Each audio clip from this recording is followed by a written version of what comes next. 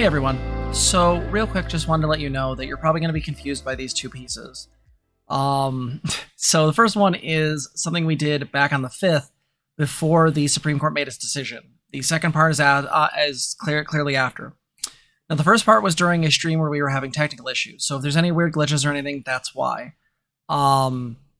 So first part is going to be before the Supreme Court decision. Second part's after. If you know any glitches, it's because of that. So anyway, enjoy the video. So I'm not looking forward to this conversation, but we're going to be talking about some potential trigger warning stuff. Obviously fascism, abortion, and anything else you can think related to this. Ending Roe v. Wade is part of a long campaign to roll back democracy itself. Now, before we get into this lovely lady's arguments, I want to be really clear. I agree with this out the gate. Let's be very, very clear here that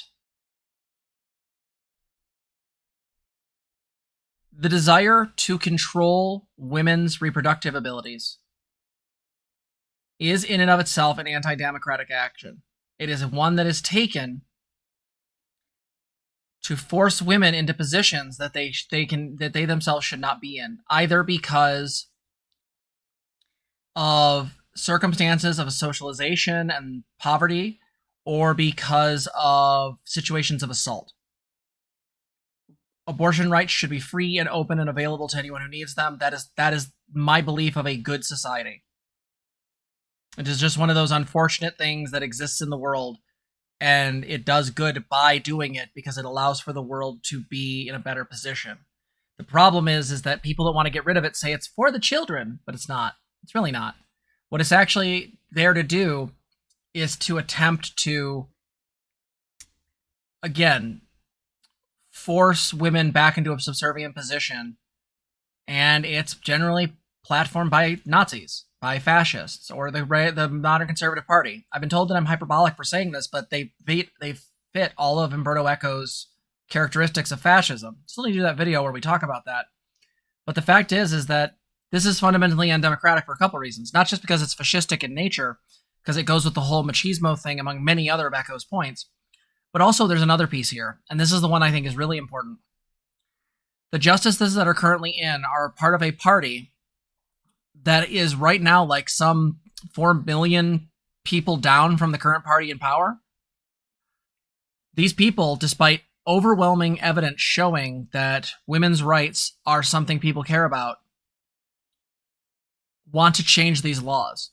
They don't care about democracy. They don't care about the actual notions of whether or not the whole of the people agree with this. They want to do this for their moralizing and because of their hatred of women. Let's be super clear. And as members of the trans community, we need to stand with this, because not only should trans women stand with cis women on this, we just should, but also we need to stand with trans men on this, because this affects them as well. On Wednesday, the Supreme Court heard arguments in a case challenging Mississippi's ban on abortions after 15 weeks of pregnancy, even for rape and incest survivors. Under the long-standing legal framework of Roe v. Wade and Planned Parenthood v. Casey, two of the Supreme Court cases that shape abortion rights in the U.S., states cannot outlaw abortion before the point of fetal viability. When the fetus can survive outside of the woman's body, states can put restrictions on abortion before that point, so long as those restrictions don't pose an undue burden on women seeking abortions. The Mississippi law violates that long-standing Supreme Court precedent. Sorry, I ate a cookie. So, this has been the goal of conservatives for a while. Once they go through, and they had Trump put through some of the worst judges in known history, they essentially were pushing, this is the conservatives, to make this happen. They wanted this to go to the Supreme Court because they knew the Supreme Court was where this stuff would be heard and pushed for. Yet the court agreed to hear it anyway, which was the first bad sign. Why hear a case that so clearly flies in the face of what the court has already ruled? Wednesday's oral arguments only contributed to the sense of doom, as a majority of the justices seemed ready and willing to overturn Roe. This didn't happen by accident. The right-wing stranglehold on the courts has been a long-term project achieved by devious means. Republicans blocked Barack Obama from appointing dozens of judges to the federal bench, leaving those slots open for Donald Trump to fill. He stacked the courts with conservative reactionaries, many of whom were so unqualified that they failed to get the basic endorsement of the American Bar Association, ABA. Instead of appointing qualified candidates over right-wing stooges, the Trump administration simply cut the ABA out of the judicial vetting process. Yep. They literally just cut the American Bar Association out of this just so they could stick in incompetent people who would basically just be toadies. And the joke here is that someone in chat said, should have voted for Hillary. Yes, people should have. Every single leftist out there who thought that Trump was going to drain the swamp or chose to vote for this guy, this is your fault. The people who didn't vote or people who voted conservative, they have their own shit to deal with. Conservatives are monsters, that's a thing. But here's the simple fact is, every single person who couldn't hold their nose and vote for Hillary in 2016, this is your fucking fault. You gave them this window. That's it. That's the idea. You literally just gave them this window. The most egregious of these Republican blockades came when Obama tried to appoint Merrick Garland to the Supreme Court seat vacated by Antonin Scalia. The right cried foul. It was wrong to change the balance of the court, they said, and it was an election year and therefore unfair to allow Obama a Supreme Court appointment. Voters should decide the next president to pick a Supreme Court judge. A majority of voters wanted Hillary Clinton to have that role. But our undemocratic and archaic electoral college rules handed the victory to Donald Trump, the second time in less than 2 decades that the winner of the majority vote lost the White House. Yep. Let's keep going. I'm chewing, and this is just awful. Trump, who ran on a promise of appointing anti-abortion judges who would overturn Roe v. Wade, set about doing just that. He appointed Neil Gorsuch to the seat that should have been Garland's. Then he appointed Brett Kavanaugh, despite the judge facing credible accusations of sexual assault. Finally, and most insultingly, Trump and his Republican Senate allies rammed through the appointment of the explicitly anti-abortion Amy Coney Barrett to the seat vacated by the feminist icon Ruth Bader Ginsburg, in his last year of office, and despite the supposed rule about a president letting the voters decide before an election. So again, this is the thing that Trumpers don't understand. You're a minority. You don't matter. In a democracy, that's just how that goes. And that seems to be the way you treat smaller minorities, such as, undocumented people, myself, etc. That's just the meme. I don't agree with it. That's a descriptive statement. Prescriptively, I think everyone's vote should matter and everyone should be heard, and I think certain marginalized groups should get certain levels of discussion. Now, but if you're part of a conservative party that wants to tear apart things, you're not really marginalized. You're just wrong. In this regard, conservatives are not this country. They are not the representation of the country. Their notion of freedom and the incredibly bizarre nationalistic pride they have isn't actually what this country's about. Every poll that comes out shows this. Trans rights are higher in the approval rating. Abortion rights are always high in approval rating. This is just how it is. Trump voters, a minority of Americans in both 2016 and 2020, are about to get what they want, an America in which women and girls are forced into pregnancy, childbirth, and motherhood, an America in which women are second-class citizens, not entitled to control over the very bodies they live in, forced to risk their lives in the name of pro-life misogyny. The rest of us are stuck dealing with these minority religious views imposed on us. And yet TERFs are out here worried about trans women and then ally with these people. We've talked about this before, but let's be super clear. TERFs ally with conservatives to find a very clear through line of hatred of trans people. They will ally with people who will steal their own rights. Strong majorities of Americans support abortion rights and do not want to overturn Roe. And in any case, the Supreme Court is supposed to be a bulwark against tyranny, an institution that defends and upholds constitutional rights, not one that punts those rights to the states. This court is not that. And that's because of the shameful right-wing devastation of American democracy. 3 members of the conservative Supreme Court majority, after all, were appointed by a traitorous president who fomented an attempted coup against the United States, and who has continued to undermine the electoral process by claiming that the last election, which he lost fair and square, was stolen. His party has devolved into a cult of personality, so tied to one narcissistic tyrant that it didn't even bother releasing a political platform in the last presidential election. And because the Republican Party knows it will lose if it has to play on an even playing field, its members have been systemically undermining voting rights for years. I mean, all of that was based and true. I mean, the only thing I can really add to this is that, again, there is a very clear through line of attempting to justify what this court decides when in reality this court is in my mind illegitimate. Like she said, 3 of the justices were put in by a traitor. Why are they still in office? Why do they still get to retain their seat? Why are there rules that doesn't remove them? Let's let her finish, but I think the fact of the matter is I think she's made her point. I think this is basically something I agree with entirely. The demise of abortion rights in the U.S. is the outcome of years of anti-democratic organizing to make it harder for people to vote, gerrymander districts, pull power from various elected offices when Democrats win them, and stack the bench with right-wing judges who will allow it all to happen. It's terrifying. And of course forcing women into subservience and traditional roles is part of this process. That's been the strategy in authoritarian nations throughout history, and it's a pattern we're seeing play out now, as the same nations that are scaling back democratic norms and processes are also going after women's rights. That American women are facing a hostile Supreme Court and are looking at a future without abortion rights, and potentially without the constitutional right to contraception, isn't a matter of law or life. It's a sign of a democracy in decline. Here's the thing. The fact is that Republicans do not care about democracy. They never have, they never will. They are fascists. And their goal is to absolutely try to take away women's rights. I don't know another way to say this. Women's rights allows them to push for a larger poverty-based workforce. It allows them to push women back into subservient roles. And it will allow them to just do more harm. Because remember, suffering is the point. You have anything you want to add? This isn't the end. I'm going to be honest. This isn't the end. Like, the framework here to defund services and stuff like this as well is already in place.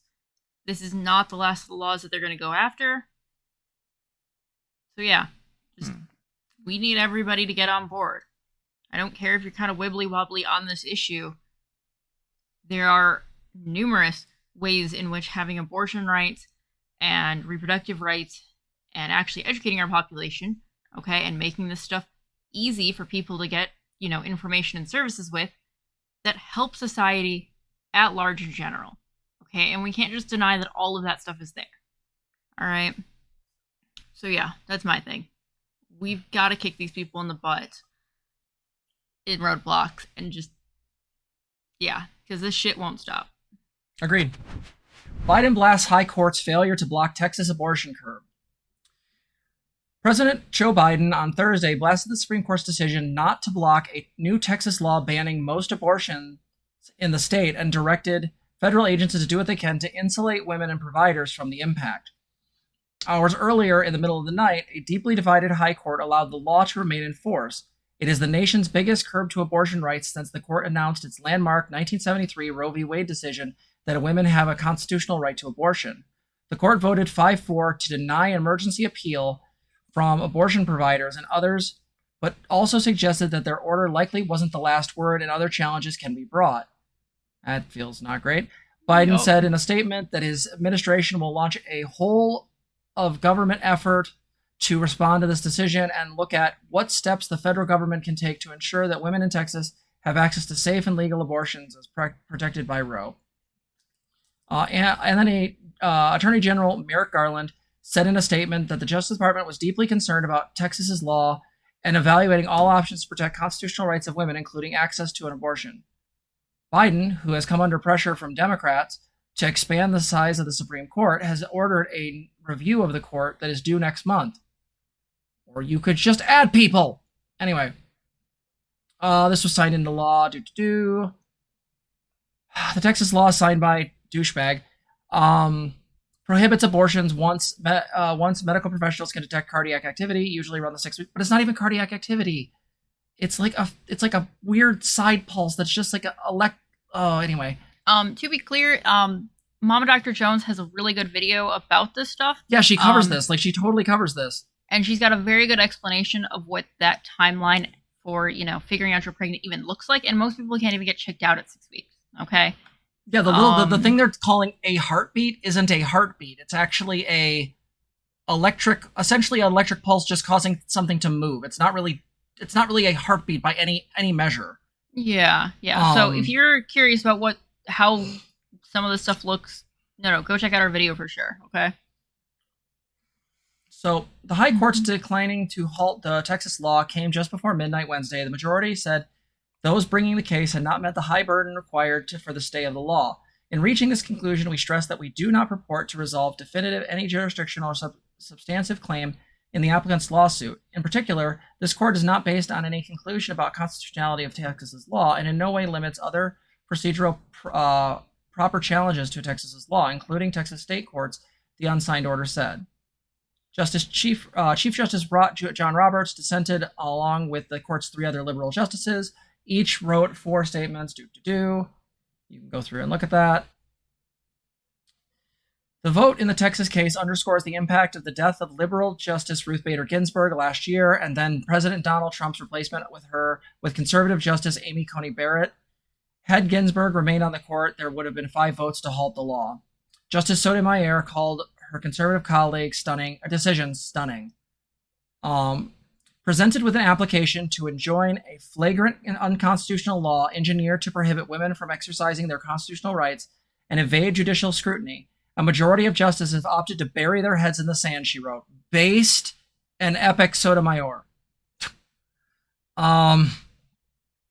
Texas lawmakers wrote the law to evade federal court review by allowing private citizens to bring lawsuits in the state court against anyone involved in an abortion other than the patient. Other abortion laws are enforced by state and local officials with criminal sanctions possible. And this goes over, essentially, fetal viability, exceptions for life. We have restrictions in our state. There's the colors that give the key. Abortion restricted in most cases at 6 weeks, being the darkest color, the dark blue being the longest color. Yeah, Michigan's fetal viability. We'll talk about them later tonight. We got North Dakota, 2 weeks. Like, you can see the difference in these. Holy shit. Like holy shit. Look at Florida. Florida's 24 weeks. Damn, they're not quite Texas.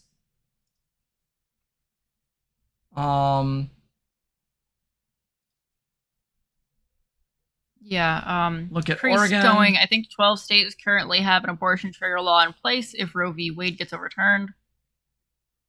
Not surprising. Looking at different ones in the Midwest, just kind of like, it's really bad. I know of trigger laws in LA. Okay, makes sense. So, yeah, this is gross. Anyway, in contrast, Texas law allows private citizens to sue abortion providers, and we're aware, entitled to at least $10,000.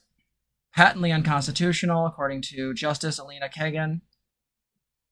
Yeah, so let's talk about this for just a brief second. Why do we support abortion? Right? My answer is really simple, because I want to live in a society where people have choices. It's a liberty issue. Women, cis women in this case, and non-binary AFAB people and trans men cannot control when they get pregnant. Now, the conservative answer will be don't have sex. Those people are idiots. Human beings either experiment, are naturally sexual, unless they happen to be ace, or bad shit happens. To say that just don't do it, or this person should have to carry this kid to term if something bad happens, is patently evil. Imagine having a child that looked like your attacker. Imagine being a kid at 13 and having to have a baby because a court said you couldn't get rid of this abomination that was created because of because of very inappropriate behavior, YouTube algorithm. The problem here is that we support abortion because the simple fact is I value a woman's life, a cis woman, trans man, anyone who has a womb, let's say. I value their life over cells. See, this is where I actually differ from a lot of pro-choice people. They try to say, oh, it's not murder because like they're not, I don't give a shit if it is or not. Sometimes murder is justified. Sometimes killing is necessary. If it comes down between someone trying to hurt my family and me having to take someone's life, unfortunately, you might have to make that choice at some point. Like, oh yeah, no, and Fury Rona, you're absolutely correct. The simple fact of the matter is every single burner or buster out there, this is your fault. Because in 2016, you yelled and screamed about Hillary, despite the fact that this is exactly the causality that you created. By letting Trump win, you absolutely destroyed this. And I want to be really clear about this. There's going to be people that are going to be offended by my take. Good. I don't think a ball of cells is equivalent to a human being who has resources put into them. Think about that. 18-year-old girl who accidentally ends up getting knocked up, let's say consensually, because of poor sexual education, which, by the way, the Republicans support too. They don't want sex education in school, which means kids don't learn consent. They don't learn how to put on a condom. They don't learn how to do any of that stuff. So this is actually more likely to happen. They're actually creating the circumstances that will lead to more harm and then taking away one of the ways to deal with this. Yep. And so what happens is that girl has so many resources put into her. There's her education. There's the amount of cost for food and effort that was put into her. The ability for her to create real relationships and things like that through her socialization and her upbringing and her language. By the time someone's of that age, you can't even compare them. The potential, not even the life, but the potential of a life, right? I just wish people would be honest about this. I'm a supporter of life as a concept, but if I have to choose between the life of a person who we've put real time and effort into versus some cells that have the possibility of being a human and have the possibility of being good, bad, ugly, whatever, yeah. And bodily autonomy. Chris said it correct. Yeah, bodily autonomy. Yep. Why should she have to do this? Oh, wait, because we want to slut shame her and make her have a kid. Again, my personal little pet conspiracy theory is the reason why Republicans want this is, one, to force women back in the home, because it's really hard if you're like 17 or 18 to go to college when you have a baby, but also as a way to create more workers. The more poor people you create, because people who get pregnant earlier in life are more likely to be in poverty, by definition, you create more workers at the lower end. And because they tend to be less educated, they tend to be more likely to be Republicans. But that's a conspiracy theory, and we don't believe in those. So I'll say this, between bodily autonomy and just simply comparing a life to a life, we do this all the time. A soldier has to do this on the battlefield. Like, people have to choose when to take a life. We literally talk about this when we talk about the discourse around the police. Why do they have state ability to just enact violence? Why do they get that choice? Why isn't it restricted more so? Because often the people are going after are full-blown adults that have a ton of effort and work put into them as human beings. Oh, wait, because we hate them because of melanin in their skin, and we don't care because we want cops to be the Punisher, which is weird because the Punisher is literally like an extrajudicial killer who is framed as the essentially not even the good guy in his own comic. But anywho, I'm going to leave this here, but I'm just going to say real quick, abortion should be completely legal and should have no restrictions on it. I can maybe understand an argument like the last 2-3 months, whatever. No, I'm not even going to, no, you can't do that, because here's the deal. By the time you're at the last 2 months, okay, you are, and they'd love to sell you this, okay? They love to put restrictions on this. True. That, oh God, you can just, change your mind all of a sudden. But no, by the time you're in like those last bits, you're probably somebody who's already got everything like prepared for this child. And the reason you're doing this at that point is because of like very real health concerns that include like death, okay? And even so, like, if there is some reason that you need to be making a choice, even at that point, that's still between you and your doctor.